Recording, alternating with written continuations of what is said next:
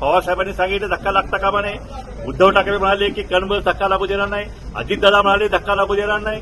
त्या ठिकाणी सीएम म्हणाले धक्का लागू देत आहे. फडणवीस म्हणते अरे सगळेच मग धक्का लागू दे म्हणताय. पण जरांगेमध्ये 80% घुसवले आणि एकट्या बीड जिल्ह्यामध्ये 80,000 कुटुंबांचे दाखले दिले ना तुम्ही.